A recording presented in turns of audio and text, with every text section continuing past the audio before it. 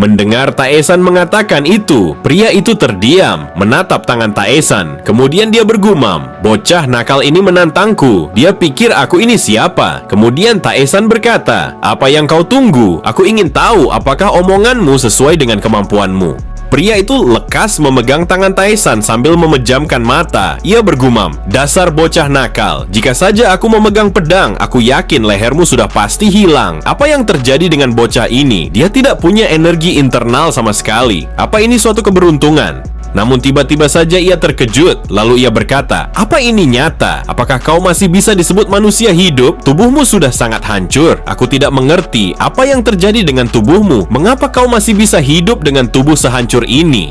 Dengan nada menantang, Taesan berkata, "Lalu, butuh berapa lama kau dapat menyembuhkanku? Apa kau akan menyerah setelah mengetahui itu?" Pria itu menjawab, "Aku mungkin bisa menyembuhkan beberapa meridian utama, akan tetapi itu akan membutuhkan waktu yang cukup lama. Lebih baik kau menjalani hidup secukupnya dan mati dengan tenang." Mendengar kata-katanya, Taesan tersenyum tipis. Lalu dia berkata, "Kau dengar itu, Divine Physician. Dia mengatakan seperti itu, menandakan kau lebih mahir daripada dia." Sontak saja pria itu marah dan berkata, "Apa yang kau bicarakan? Kau bandingkan aku dengan pria yang tak jelas asal-usulnya itu. Omong kosong macam apa ini?" Kemudian Taesan menjelaskan, "Dengar baik-baik, Divine Physician dapat menyembuhkanku dalam beberapa tahun. Jadi martial artmu biasa saja, tidak ada apa-apanya, sama seperti skill pengobatanmu. Jadi, apalagi yang ingin kau tunjukkan padaku?" "Baiklah, kalau begitu bagaimana kalau kita bertaruh?" ujar pria itu. Taesan menjawab, "Apa yang ingin kau pertaruhkan dengan martial art yang tidak ada apa-apanya itu? Sebaiknya kau banyak berlatih daripada berbicara omong kosong." Pria itu berkata, "Dasar bocah sombong, jika martial artku seburuk yang kau katakan, maka siapapun yang ada di sini bisa mengalahkanku. Akan tetapi, jika aku menang, aku akan membawa semua bawahanmu bersamaku untuk menjadi muridku." Taesan menjawab, "Dan jika aku menang, apa yang akan kudapatkan darimu? Apakah setimpal dengan taruhannya?" Pria itu mengatakan, "Aku akan mempertaruhkan tubuhku. Itu saja sudah cukup bagi siapapun. Aliansi Murim, bahkan Black Lotus akan bertarung memperebutkanku. Itu saja tidak cukup. Tambahkan jiwamu juga sebagai taruhannya," ucap Taesan. Sambil menoleh, pria itu berkata, "Apa maksudmu dengan jiwa? Tunggu, apa kau meminta kesetiaan sejati atau semacamnya? Baiklah, aku setuju. Aku anggap itu setimpal dengan taruhanmu." Taesan tersenyum mendengar itu karena dia tahu jika jiwa pria itu kotor dan akan dia serap menggunakan Soul Augmenting Demonic Art. Beberapa saat kemudian, mereka telah pindah ke tempat latihan bela diri. Sambil melipatkan tangan di atas dada, pria itu menantang, "Jadi siapa yang akan maju melawanku? Panggil bawahanmu yang paling kuat atau siapapun sesukamu." Dengan santai, Taesan menjawab, "Aku yang akan menjadi lawanmu. Bagaimana? Apa kau takut?" Pria itu berkata, "Apa yang kau katakan? Kau tidak punya niat untuk menang. Apa kau sudah gila? Mengapa tidak langsung menyerahkan bawahanmu saja semua? Dasar bocah nakal."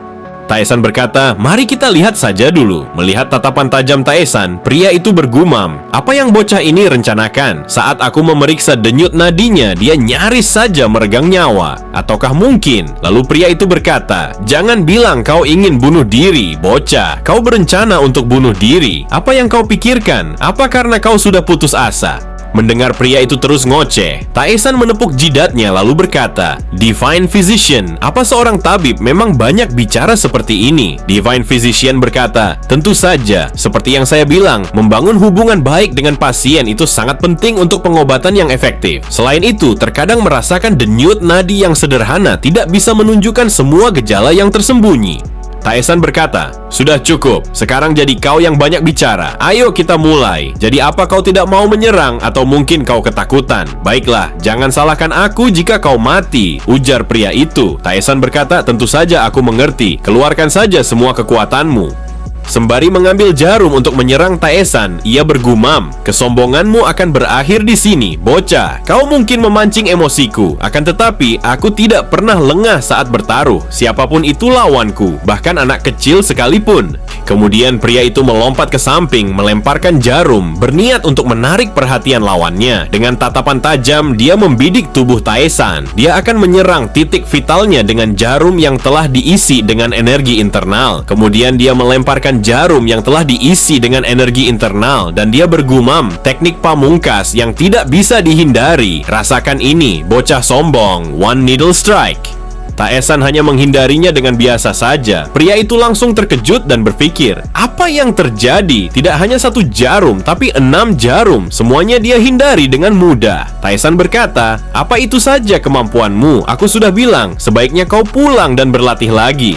Saat pria itu akan mengambil jarum, tiba-tiba saja Taesan mengeluarkan auranya dan berkata, sebenarnya lumayan untuk ukuran pemula, namun inilah akhirnya. Pria itu langsung menatap dengan tajam. Dia berkata, apa yang terjadi? Tiba-tiba saja dia mendekat dengan cepat. Dengan teknik seorang Heavenly Demon, Taesan melesat menghampirinya dengan sangat cepat, membuat seolah-olah dia menghilang dan muncul kembali saat di depan pria itu. Hanya dengan menyentuhnya saja, pria itu langsung terpental, berguling-guling sampai membenturkan tubuhnya ke tembok. Saat pria itu tersadar bahwa dia telah terpental jauh, dia melihat 3 jarum sudah menusuk dadanya.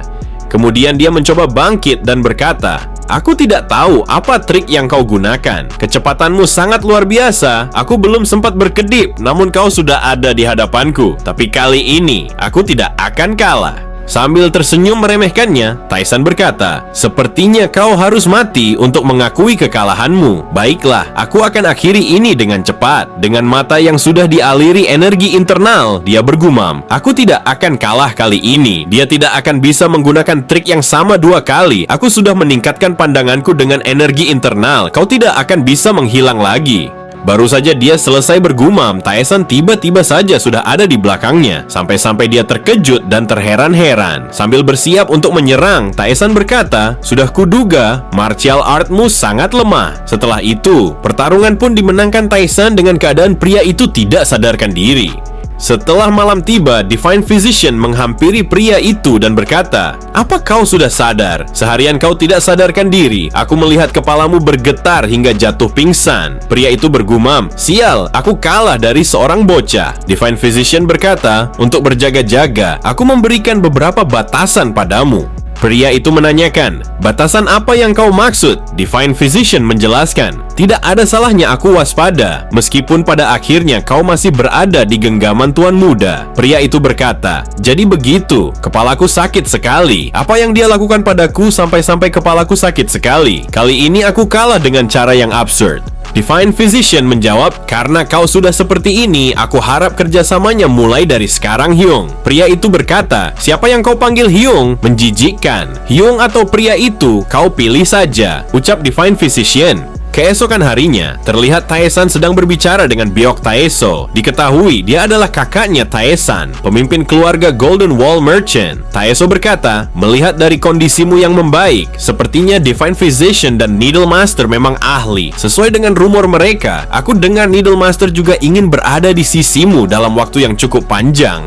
Sebenarnya aku memanggilmu karena aku ingin meminta tolong. Ada pesan yang datang dari Manor Yeon beberapa waktu lalu bahwa aliansi martial Hubei mengadakan pertemuan martial art muda dan Nona Harin juga diundang ke sana. Taesan bertanya, apa yang kakak maksud dengan martial Hubei? Dengan tersenyum ramah, Taeso menjawab, meskipun agak aneh bagi keluarga merchant bisa ikut dalam pertemuan seperti ini, akan tetapi Needle Master juga membuat permintaan serupa. Mengapa Needle Master meminta hal semacam itu? Ujar Taesan. Taeso berkata, aku tidak tahu detailnya, namun sebelum Needle Master datang kemari, dia sudah memutuskan untuk hadir. Jadi aku ingin kau juga ikut hadir.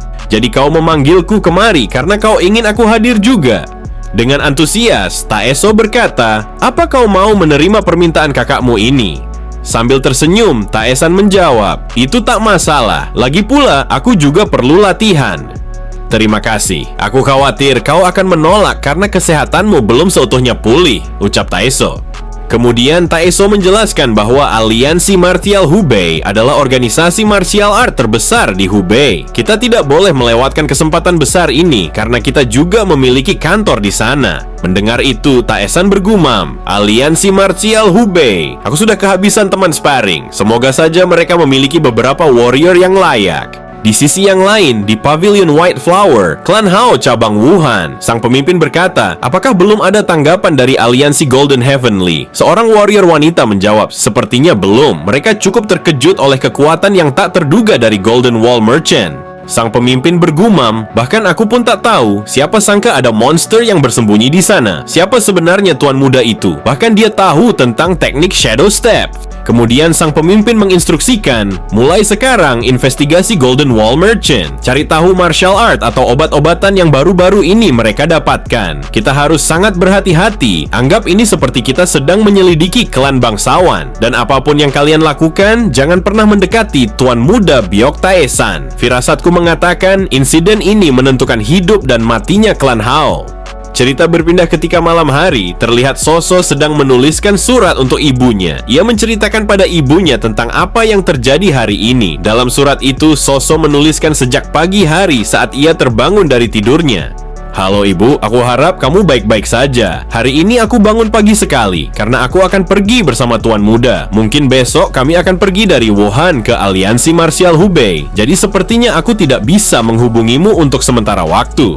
Apakah ibu percaya? Aku akan pergi ke Aliansi Martial Hubei. Untuk orang-orang sepertiku, betapa hebatnya tempat itu. Tuan muda Taesan sungguh luar biasa. Akhir-akhir ini, 2 tabib terkenal datang berkunjung, tetapi mereka tidak bisa melakukan apapun melawan tuan muda. Ibu pasti tidak percaya. Itu sungguh menakjubkan. Selama beberapa malam terakhir, mereka bertiga selalu pergi keluar. Sepertinya mereka melakukan latihan yang sangat aneh. Aku sering mendengar teriakan-teriakan yang tidak wajar dari tabib itu, yang membuatku terheran-heran. Yang sebenarnya terjadi adalah Taesan sedang menggunakan teknik Soul Augmenting Demonic Art kepada kedua tabib itu. Dengan wajah naifnya, Soso hanya terheran-heran mendengar jeritan-jeritan mereka. Namun ketika pagi harinya tiba, tuan muda jadi terlihat lebih sehat. Dan anehnya, kedua tabib itu juga terlihat lebih muda. Tuan muda mengatakan penampilan tabib jadi lebih baik daripada wanita malam yang sebelumnya ingin menjadi pelayannya. Terkadang aku kebingungan sendiri karena tuan muda selalu mengatakan hal yang tidak aku mengerti. Intinya sekarang aku menghabiskan waktu dengan orang-orang yang baik. Dulu aku merasa kesepian, tapi sekarang aku merasa punya keluarga baru. Jadi aku akan baik-baik saja. Ibu tidak perlu mengkhawatirkanku. Aku akan menghubungimu saat aku kembali ke Wuhan.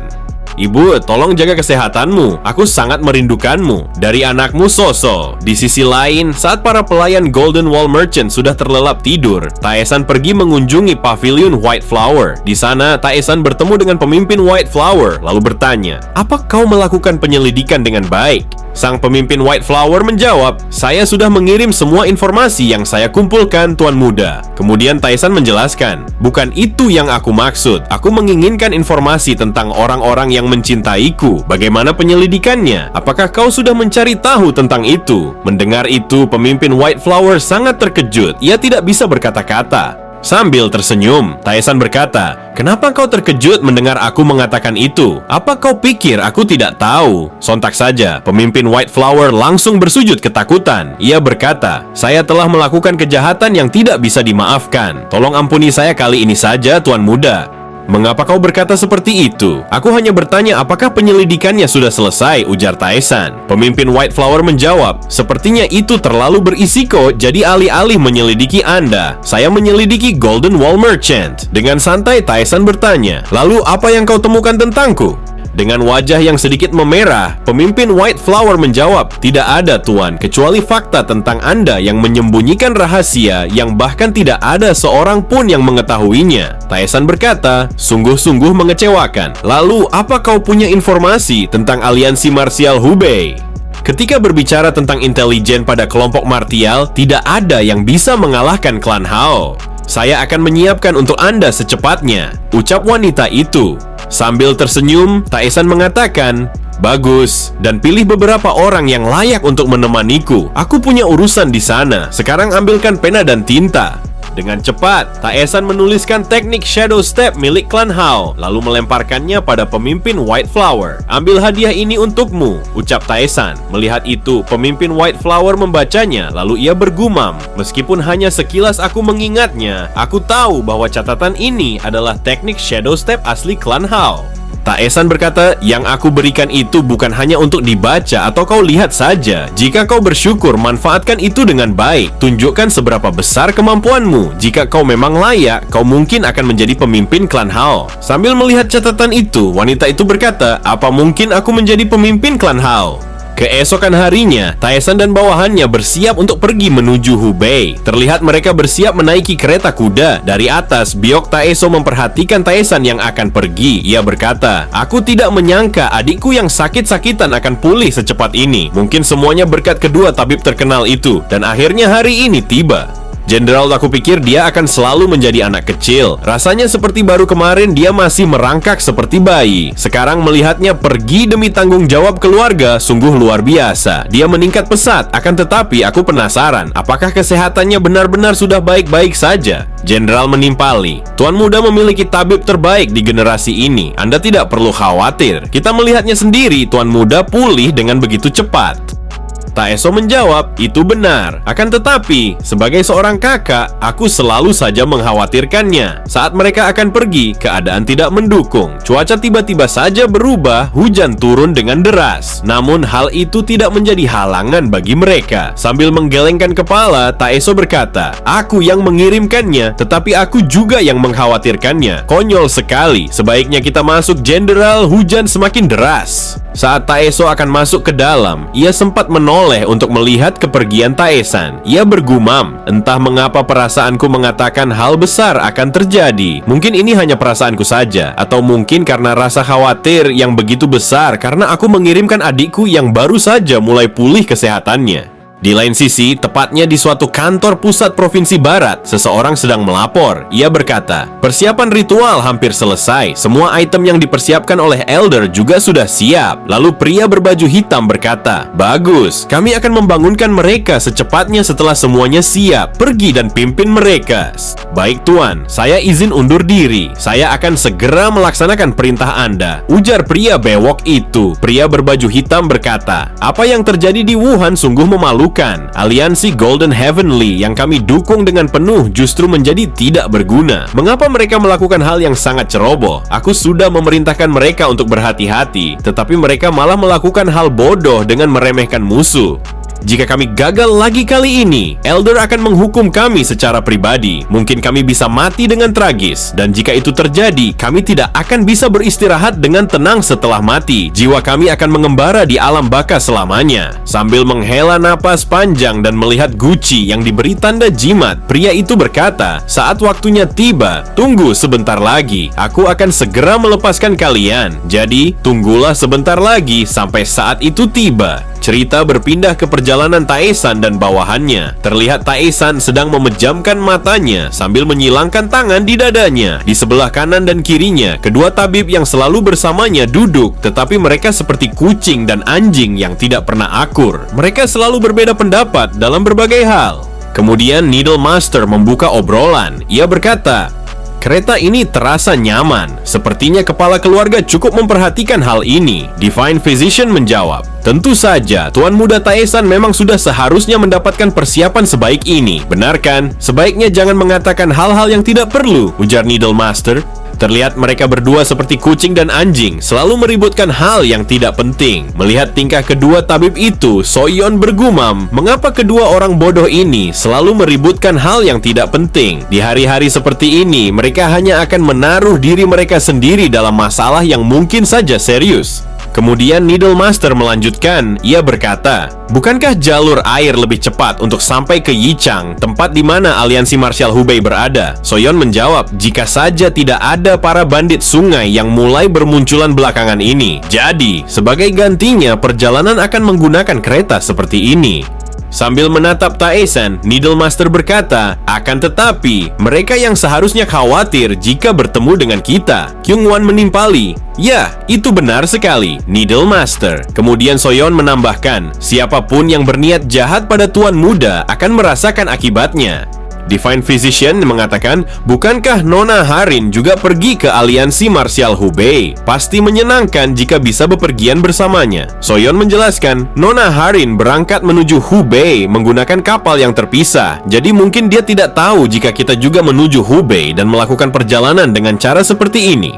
Divine Physician bertanya, "Mengapa Nona Harin menggunakan kapal? Aku pikir para bandit akan menjadi masalah untuk perjalanan mereka. Apa mungkin mereka memiliki penjaga yang dapat diandalkan dalam perjalanan itu? Apa kau mengetahui sesuatu?" Soyeon menerangkan, ada banyak warrior hebat di Manor Yeon. Mereka semua adalah pasukan elit yang dilatih khusus untuk melindungi keluarga Manor Yeon. Bahkan, Nona Harin sendiri memiliki kemampuan yang luar biasa. Yang lebih hebatnya, kemampuan Nona Harin jauh lebih tinggi dibandingkan para pengawal lainnya di Manor Yeon. Tidak banyak warrior wanita yang ada di keluarga Manor Yeon, jadi aku melayaninya sebagai pengawal pribadi. Tapi jujur saja, Nona Harin jauh lebih kuat dariku.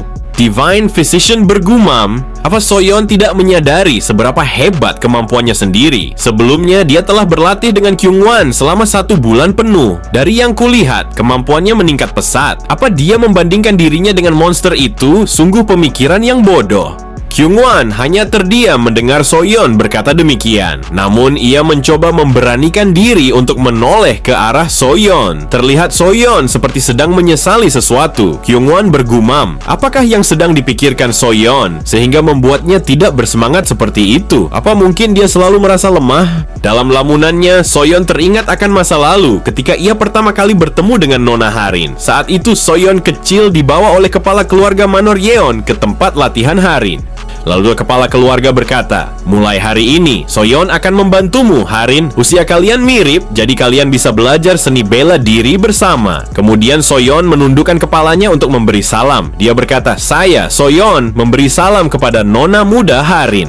Mendengar itu, Harin lekas menghentikan latihannya dengan napas yang terengah-engah. Soyeon hanya tertunduk karena dia takut jika Harin tidak bisa menerimanya menjadi pengawal atau pelayannya. Namun semua yang ia pikirkan tentang Harin ternyata berbeda. Dengan tersenyum ramah, Harin menjulurkan tangannya lalu berkata, halo, senang bertemu denganmu. Aku Yeon Harin. Ayo kita berkembang bersama-sama. Saat mentari mulai tenggelam, rombongan Taesan dan bawahannya berhenti untuk beristirahat. Terlihat di sana para pelayan sedang mempersiapkan makan malam mereka. Kyungwon dan Soyeon berlatih sekalian meregangkan otot-otot karena terlalu lama duduk di dalam kereta kuda. Sebelum menyerang, Soyeon menarik napas panjang lalu melesat berlari menerjang Kyungwon. Namun Kyungwon terheran-heran melihat Soyeon yang tidak seperti biasanya. Dia terlihat tidak fokus, seperti mempunyai beban pikiran yang berat. Sampai-sampai Kyungwon pun dapat dengan mudah menyerangnya. Tanpa sengaja, Kyungwon melukai tangan kanan Soyeon karena biasanya dia dapat menahan serangan itu, namun kali ini berbeda. Kyungwon bertanya, apa kau baik-baik saja? Ada apa denganmu? Kau tidak seperti biasanya. Apa kau sedang sakit? Soyeon menjawab, aku tidak apa-apa. Ayo lanjutkan saja, jangan pedulikan luka sekecil ini. Lalu Kyungwon menegaskan, luka itu cukup dalam. Aku tidak tahu apa yang terjadi padamu, namun sebaiknya kau cepat minta bantuan Divine Physician atau Needle Master terlebih dahulu. Namun, tiba-tiba saja Soso berteriak sembari memukul-mukul Teplon dan berkata, makan malam sudah siap. Ayo kita makan bersama, semuanya kemari cepat. Melihat itu, Kyungwon berkata, sepertinya sudah waktunya untuk makan. Mungkin kita akhiri saja latihan ini. Ayo kita pergi makan malam. Tanpa mendengarkan Kyungwon, Soyeon langsung berbalik meninggalkannya tanpa sepatah kata pun. Kyungwon terheran-heran melihat Soyeon yang seperti itu. Saat sedang berkumpul di depan api unggun, terlihat kedua tabib masih saja melakukan hal-hal konyol yang membuat Danyong dan Soso tertawa. Namun Kyungwon masih kepikiran apa yang terjadi dengan Soyeon. Melihat Kyungwon melamun, Divine Physician mendekatinya dan berkata, apa kau khawatir? Kalau kau sampai sebegitunya, mengapa tidak memeriksanya sendiri saja? Kau akan menyesal nanti kalau tidak melakukan apa-apa.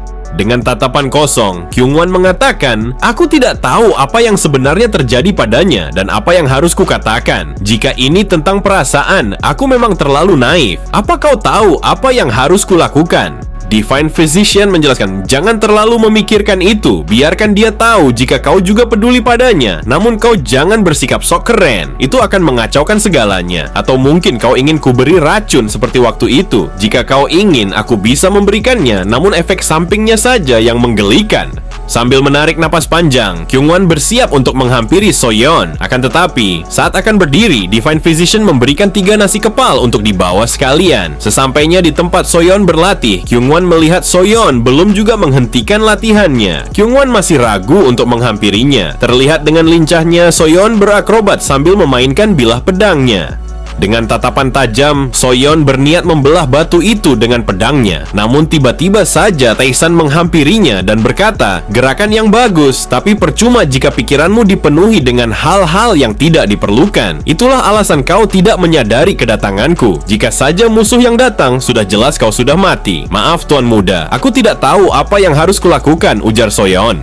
Taesan mengatakan, "Bersihkan pikiranmu, pastikan agar semua inderamu terbuka setiap saat." Soyeon berkata, "Hanya ada beberapa orang di dunia ini yang benar-benar bisa melakukan itu, Tuan Muda." Taesan meyakinkan, "Ada banyak. Aku sendiri tahu ada lebih dari 500 orang yang bisa melakukannya. Dan jika menghitung yang tidak aku ketahui, jumlahnya pasti akan lebih banyak. Hidup dengan batasan yang kau buat sendiri juga bukan hal yang buruk." Mendengar kata-kata itu, Soyeon tertegun lalu mulai memikirkan apa yang Taesan katakan. Dalam hati Soyeon berkata, "Batasan yang aku buat." Soyeon berpikir keras tentang maksud dari kata-kata Taesan. Melihat Soyeon seperti itu, Kyungwon terkejut dan memahami sesuatu.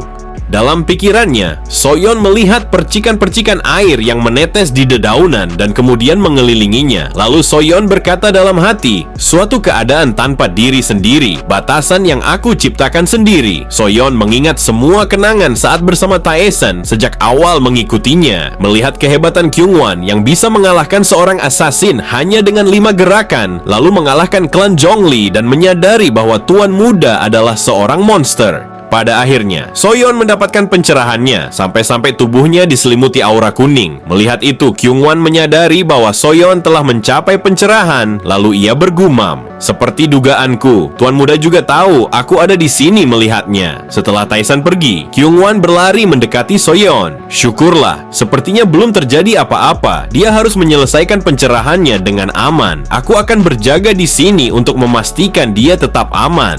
Saat pagi harinya, Soyeon membuka matanya dan berkata, "Apa ini sebuah pencerahan yang hanya pernah aku dengar itu?" Saat menoleh ke belakang, Soyeon terheran-heran. Sejak kapan Kyungwon ada di sana? Pikirnya. Kyungwon pun melirik ke arah Soyeon dan berkata, "Kau sudah bangun? Selamat atas pencerahannya." Dengan wajah yang masih keheranan, Soyeon bertanya, "Sejak kapan kau ada di situ? Apa yang sedang kau lakukan?" Kyungwon menjelaskan, "Aku tak mau mengganggumu dan aku memastikan kau tetap aman karena kau sedang dalam pencerahan." Mendengar itu, Soyeon tersipu malu. Lalu ia menanyakan apa bungkusan yang Kyungwon bawa.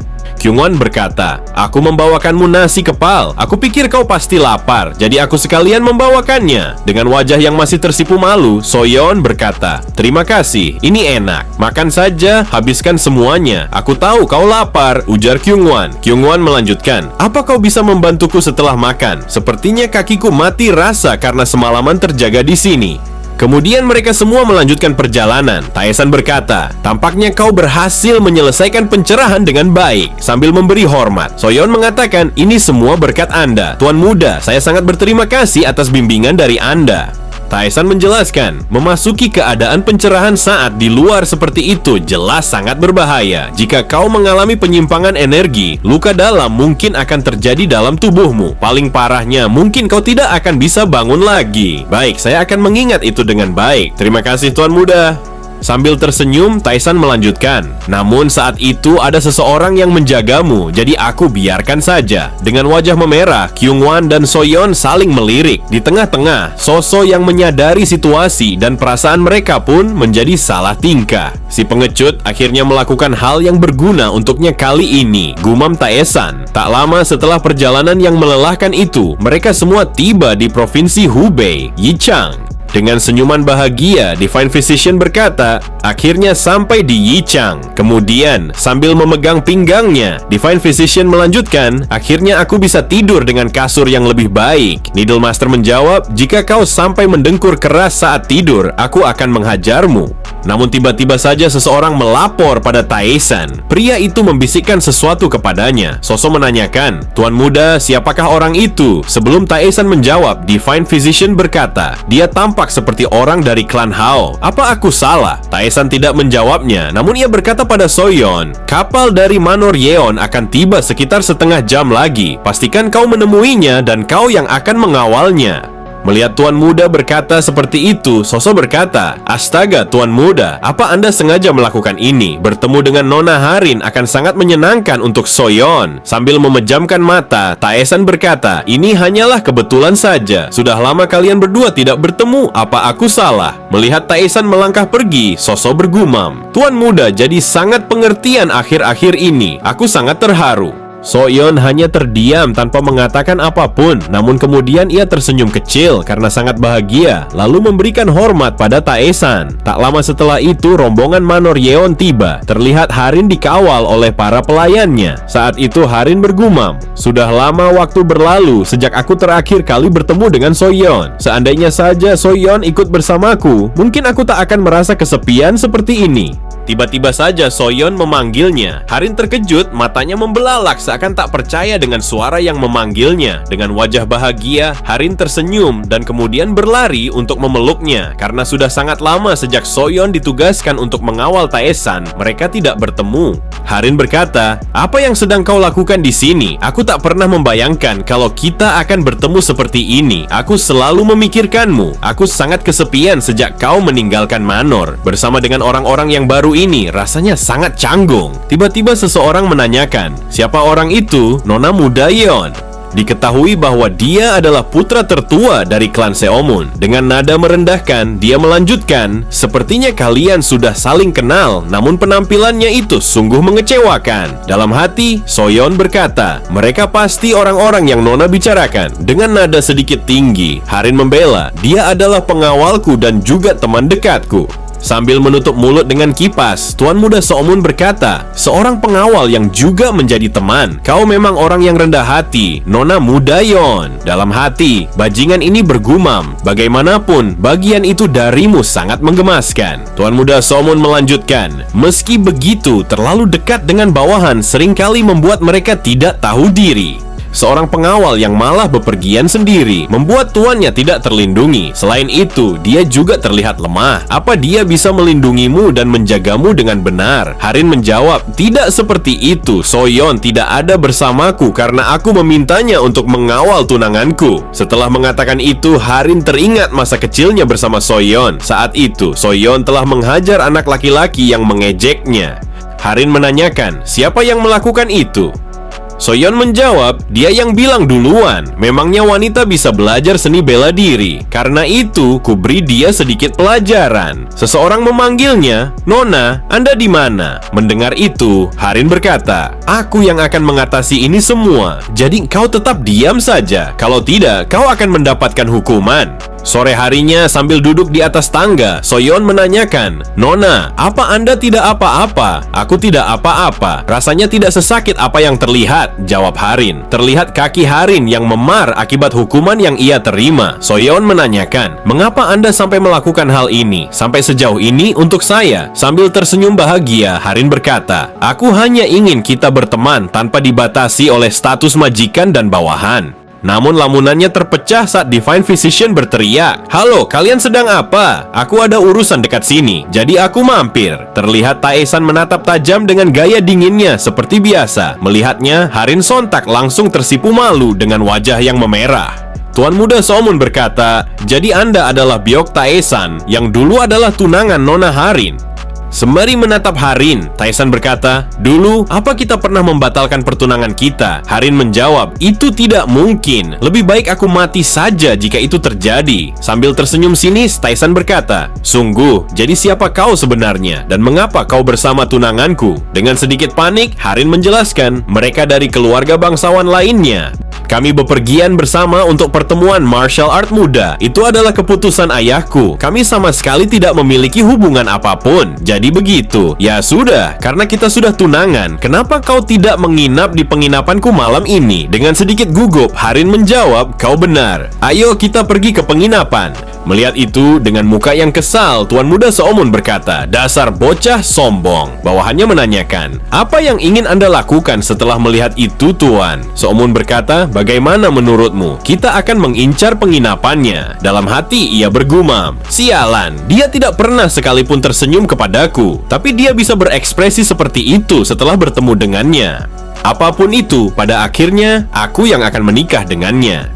Bukan dengan merchant rendahan sepertinya. Di sisi Taesan, mereka berjalan bersama melewati dermaga dengan keindahan air yang berkilau karena pantulan matahari. Harin terlihat hanya memandangi Taesan tanpa melirik kemanapun. Dengan sengaja, Taesan memalingkan wajahnya. Melihat itu, Harin dengan cepat berjalan mendahuluinya karena masih merasa canggung dengan keadaan seperti itu. Dalam hati, Taesan berkata, "Kenapa dia sangat terobsesi padaku? Apa terjadi sesuatu saat kami masih kecil sehingga dia seperti ini?" Meskipun banyak rumor yang menjengkelkan beredar tentangku di luar sana, semakin lama aku melihatnya, semakin aku teringat kepadanya. Aku akan mencapainya. Aku akan mencapai Supreme Leader Realm. Apapun yang terjadi, aku tidak ingin kejadian itu terulang kembali sehingga aku kehilangan dia. Aku ingin melindunginya. Tak lama kemudian, mereka semua telah sampai di tempat yang dinamakan Aliansi Martial Hubei. Sambil berjalan, Taesan berkata, tempat ini lebih baik dari yang aku kira. Tempat ini hampir setengah dari ukuran Aliansi Murim. Divine Physician menjawab, "Ya, memang seperti itu, Tuan Muda. Lagi pula, ini Aliansi Martial Hubei. Mereka menyebut ini aliansi regional. Tapi jika melihat skalanya, tidak salah jika menganggapnya sebagai miniatur Aliansi Murim." Taesan mengatakan, "Ini lumayan. Aku juga menyukainya." Dengan kegirangan, Soso berkata, "Wow, Tuan Muda, tempat ini sangatlah besar." Seorang pelayan tua menyambut mereka dan berkata, "Kami telah diperintahkan untuk memberikan pelayanan khusus kepada tamu penting. Silakan lewat sini, Tuan Muda." Divine Physician mengatakan, "Aliansi Martial Hubei sungguh mengetahui kehebatanku. Sampai-sampai mereka menjamu kita seperti ini." Hidup memang melelahkan, namun bukan berarti harus diam jika kesempatan itu datang. Di sebelahnya, Needle Master menjawab, "Dasar bodoh, itu semua berkatku." Kemudian mereka berdua langsung bertengkar seperti biasa. Divine Physician berkata, "Bagaimana mungkin ini karenamu? Sudah jelas ini karena reputasiku." Needle Master menjawab, "Mereka awalnya hanya mengundangku. Sudah jelas ini semua berkat reputasiku. Dasar tabib yang tak jelas asal-usulnya. Dasar bocah sialan." Bawahan Taesan yang lainnya hanya terdiam karena mereka sudah terbiasa melihat tingkah bodoh mereka berdua yang kerap bertengkar seperti kucing dan anjing. Kemudian Taesan berkata, "Hei, kalian berdua, mau sampai kapan melakukan tindakan kekanak-kanakan seperti itu? Aku akan memberikan perintah. Mulai hari ini, kalian berdua cari tabib yang mahir di area ini. Karena ini kota besar, seharusnya kalian dapat menemukannya dengan mudah." Divine Physician menjawab, "Tapi Tuan Muda, bukankah Anda sudah memiliki 2 tabib terbaik di generasi ini? Lalu buat apa mencari tabib seperti itu?" Taesan menegaskan, "Kalian berdua terlalu sering merawatku sehingga obat kalian hampir tak berguna lagi." Divine Physician berkata, "Aku tak tahu apa itu, tapi setelah setiap kali pengobatan aku merasa lebih baik, tapi prosesnya terlalu menyakitkan." Needle Master menambahkan, "Dan juga, bagaimana kami bisa menemukan tabib secara mendadak seperti ini? Kami tak mengenal siapapun di sini." Dengan penuh keyakinan, Divine Physician berkata, "Aku punya ide bagus. Mari kita sewa seseorang selagi kita keluar mencari mereka." "Apa maksudmu dengan menyewa orang?" ujar Needle Master bingung.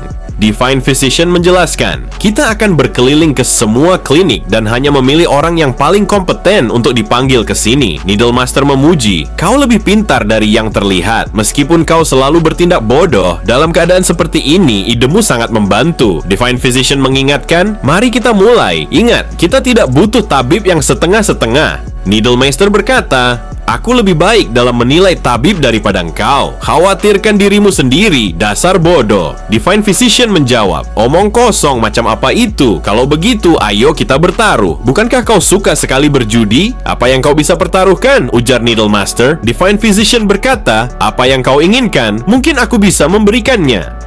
Needle Master diam sejenak, berpikir untuk meminta pertaruhan apa. Kemudian Needle Master berkata, "Aku menginginkan identitasmu yang asli." Dengan tatapan tajam, Divine Physician berkata, "Apa kau bisa melakukannya? Itulah kekhawatiranku tentang dirimu yang sebenarnya. Hal itu selalu mengganggu pikiranku." Dengan santai, Divine Physician berkata, "Baiklah, jika kau mau mempertaruhkan teknik One Needle Strike-mu."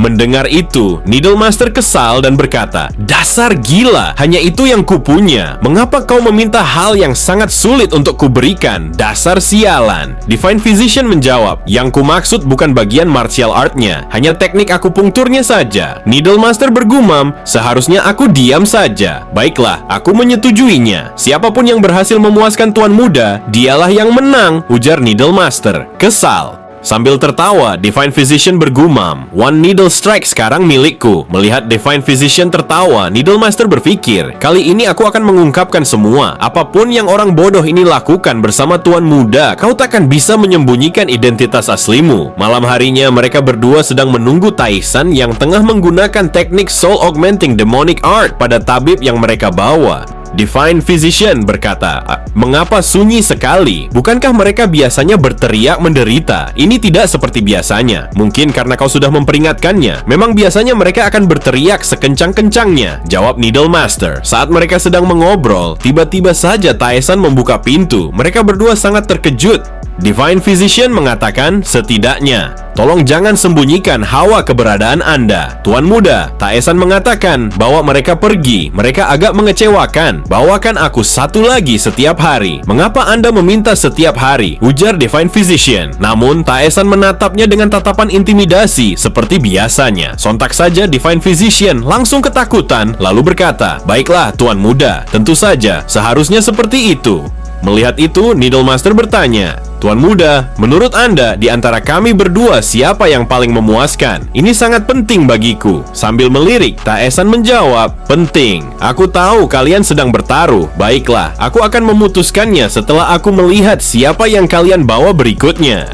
Sambil menarik para tabib yang pingsan, Divine Physician berkata, "One Needle Strike sekarang milikku." "Kenapa itu menjadi milikmu?" ujar Needle Master bingung. Taisan berpikir, jika dipikirkan, memang benar jiwa tabib yang mereka bawa kurang efektif dibandingkan dengan jiwa mereka berdua. Apa mungkin karena skill pengobatan mereka lebih baik? Karena mereka dianggap tabib terbaik generasi ini. Namun, akhir-akhir ini aku menemukan beberapa hal saat menggunakan teknik Soul Augmenting Demonic Art. Inti energi yang diekstrak berbeda tergantung pada orangnya. Jiwa seorang tabib menyembuhkan tubuh, sedangkan jiwa seorang wanita penghibur meningkatkan daya pikat. Rasa sakit dan efektivitas juga bergantung pada seseorang. Meskipun aku belum sepenuhnya yakin, namun sepertinya semakin kotor jiwanya, semakin sakit ekstraksinya, dan semakin lemah efek penyembuhannya. Aku tidak tahu apa yang paling kubutuhkan saat ini. Apakah jiwa suci tak ternoda? Dari belakang, tiba-tiba saja Soso memecahkan lamunannya. Ia berkata, "Tuan Muda, ini Soso." Kemudian, Soso langsung membungkukkan badan memberi salam. Melihat itu, Taisan berpikir, jiwa suci milik Soso. Haruskah aku mencobanya? Taisan berkata, "Jadi kau datang untuk memberiku salam? Tolong diam sebentar. Jangan khawatir, ini tidak akan sakit." Kemudian, Taisan mencoba menggunakan teknik Soul Augmenting Demonic Art pada Soso untuk mengekstrak jiwa murninya. Soso hanya terdiam, kebingungan dengan apa yang dilakukan oleh tuan mudanya. Di sisi lain, terlihat dua orang sedang berjalan sambil membawa lampion. Pria itu berkata, "Berapa lama lagi kita akan sampai?" Pria tua di sebelahnya menjelaskan, "Kita sudah berjalan selama 1 jam. Kemungkinan kita hampir sampai. Usianya kurang dari 10 tahun, jadi cukup dekat." Jika lebih jauh lagi, di dalam sana ada yang berusia 60 sampai 70 tahun. Namun itu hanya untuk Grand Elders. Mereka adalah mahakaryaku, bahkan cukup kuat untuk melawan para Elder. Tetap saja, apa yang akan kita lihat sekarang akan sangat berguna. Bahkan para martial art biasa tidak akan mampu melawannya. Pria itu tidak dapat mengatakan sepatah kata pun karena masih terus mengamatinya. Tak lama setelah itu, pria tua itu berkata, "Ini dia, sudah lama sekali aku tidak ke sini, jadi sedikit agak lupa jalannya. Menjadi orang tua seperti ini sungguh menyakitkan. Mungkin ini akan layak untuk kuperlihatkan padamu. Jadi apa pendapatmu setelah melihat ini?" Di hadapan mereka terbentang pemandangan yang mencengangkan. Puluhan, bahkan ratusan tubuh manusia, entah hidup atau mati, tergolek tersusun rapi. Pria itu tercengang, tak dapat berkata-kata saking terkejutnya. Dalam hati ia bergumam, apa yang sebenarnya aku lihat ini? Bagaimana bisa tua bangka ini dapat mengumpulkan orang-orang sebanyak ini?